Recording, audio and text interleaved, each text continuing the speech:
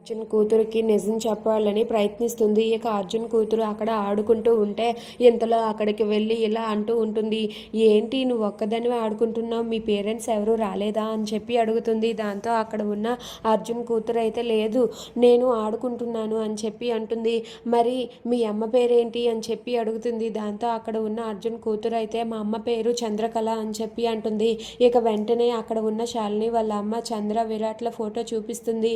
దాంతో అక్కడ ఉన్న ఆ అమ్మాయి అయితే ఆవిడే మా అమ్మ, పక్కన ఉన్నది ఎవరు అని చెప్పి అడుగుతూ ఉంటుంది.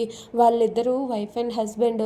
అసలు చంద్రకళ మీ అమ్మే కాదు, మీ నాన్న వేరు, మీ అమ్మ చనిపోయింది. చంద్రకళ నిన్ను నమ్మించడానికే నీ దగ్గర నటిస్తుంది అంతే అని చెప్పి అక్కడ ఉన్న శాలిని వాళ్ళ అమ్మ అర్జున్ కూతురికి మొత్తం నిజం చెప్పేస్తుంది. దాంతో వెంటనే ఆ అమ్మాయి అయితే చంద్రకళ దగ్గరకు వస్తుంది.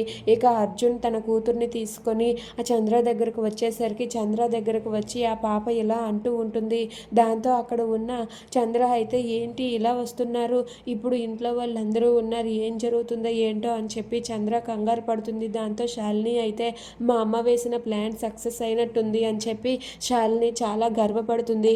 ఇక వెంటనే ఆ పాప చంద్రకళ దగ్గరకు వచ్చి ఇలా అంటూ ఉంటుంది. నువ్వు మా అమ్మవి కాదు, నువ్వు మా అమ్మలా నటిస్తున్నావని నాకు తెలుసు, నువ్వు మా అమ్మవు కాదని నాకు ఎప్పుడో తెలిసిపోయింది అని చెప్పి అక్కడ ఉన్న పాప అంటూ ఉంటుంది. ఆ మాట వినగానే అక్కడ ఉన్న చంద్ర ఒక్కసారిగా షాక్ అయ్యి అలా ఉండిపోతుంది.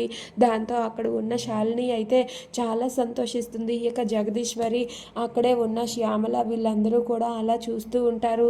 ఇక పాప బాధపడుతూ నాకు అమ్మ లేదు, నువ్వు మా అమ్మవు కాదు, నాకు నిజం తెలుసు అని చెప్పి పాప చంద్రకళతో అంటూ ఉంటుంది. ఇదంతా విని అర్జున్ కూడా చాలా బాధపడుతూ ఉంటాడు.